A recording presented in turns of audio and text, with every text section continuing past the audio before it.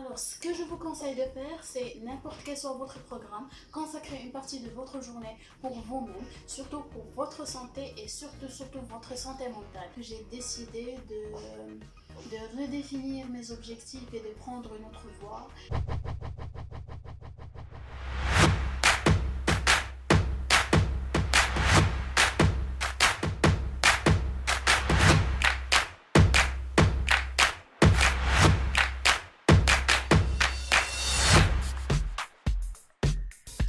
Bonjour tout le monde, j'espère que vous allez bien et que vos proches aussi vont bien.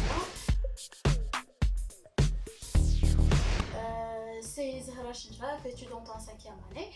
J'ai fait cette vidéo pour partager avec vous ma petite expérience durant cette période du confinement. Alors au début j'étais bien sûr comme tout le monde, j'étais stressée, j'étais anxieuse, j'ai perdu l'envie, j'ai perdu la motivation et je n'ai rien fait, mais j'essayais toujours de me rattraper et de reprendre mes activités.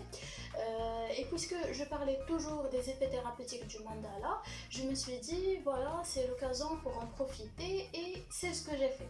J'ai pris mon matériel, mes feuilles blanches et mes stylos et j'ai commencé mon dessin. Au fur et à mesure que j'avance dans mon dessin, je me sens de plus en plus calme, déstressée, je reprends ma concentration et voilà. C'est petit à petit que j'ai récupéré dessin après autre, que j'ai récupéré mon motivation. J'ai ensuite commencé un autre dessin, j'ai commencé un autre tableau de broderie et voilà, à la fin, même si ça a pris un peu de temps, mais quand même à la fin j'ai récupéré et j'ai maintenant un petit programme que j'essaye d'appliquer chaque jour. Je l'applique pas à 100%, mais quand même j'essaie chaque jour de faire mon maximum. Bon, pour mon programme, c'est pas un programme où j'ai précisé de faire telle ou telle chose durant telle ou telle heure, mais non, j'ai juste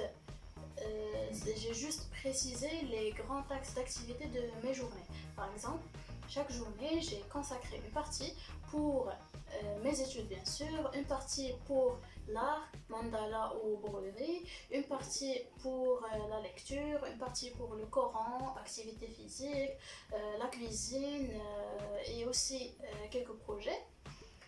Et voilà, comme je vous ai déjà dit, je fais pas ça à 100% chaque jour, mais quand même, j'essaie de faire de mon max et chaque jour, j'essaie qu'il soit mieux que les précédents. Alors, ce que je vous conseille de faire, c'est n'importe quel soit votre programme, consacrer une partie de votre journée pour vous-même, surtout pour votre santé et surtout votre santé mentale, parce que c'est la plus importante. Et par exemple, prenez une heure de votre journée pour faire ce que vous aimez faire.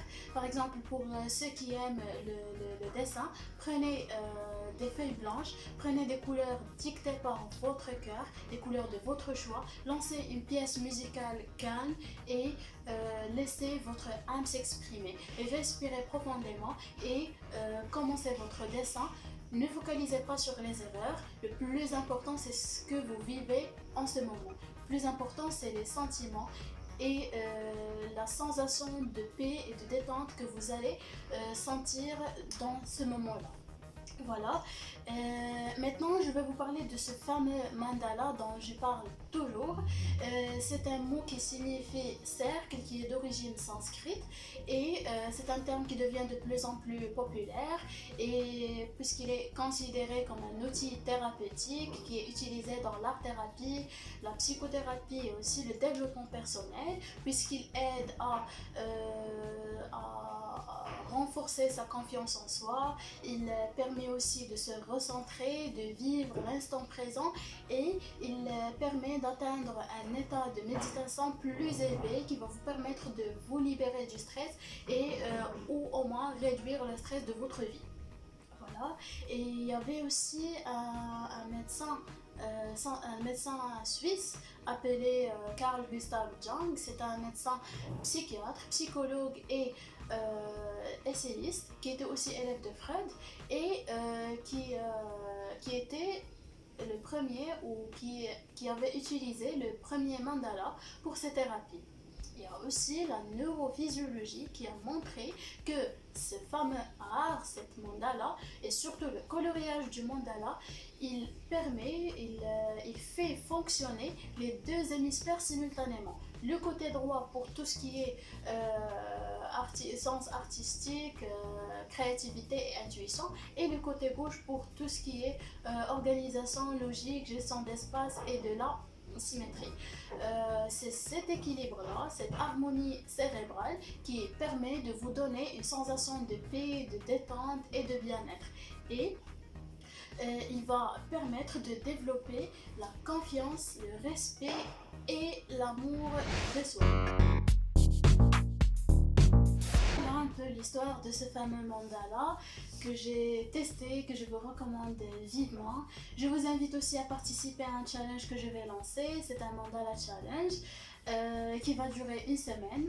Si vous désirez participer, vous devez préparer ou réaliser 3 mandalas, une à J1, une autre à J4 et une dernière à J7.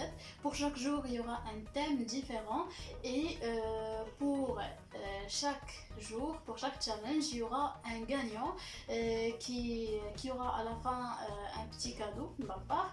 Et voilà, concernant les thèmes, ce sera pour le J1 le black and white mandala, c'est-à-dire que vous allez dessiner des mandalas avec vos crayons ou votre stylo noir sans couleur. Le deuxième challenge, ce sera le butterfly mandala, c'est-à-dire le J4. Vous devez réaliser des mandalas. Vous allez essayer d'utiliser le mandala pour dessiner un papillon. Et concernant le dernier jour, le J7, ce sera le free mandala. Le J7, vous allez dessiner des mandalas de votre choix, vous êtes libre. Et voilà, c'est en général le challenge. Je vous souhaite bon courage et j'attendrai vos dessins avec impatience. Là,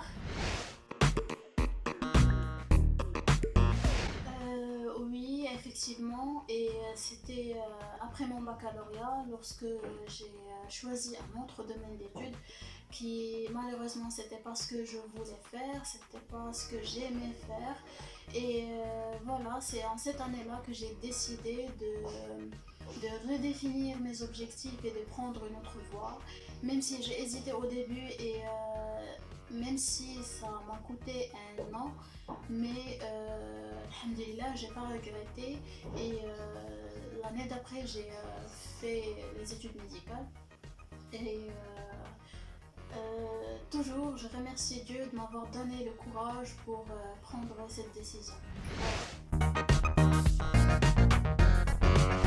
La dernière chose que je vous conseille de faire, c'est de profiter au maximum de tout moment de votre vie, qu'il soit en confinement ou autre. Profitez pour faire tout ce que vous aimez faire et aussi ne perdez pas de temps.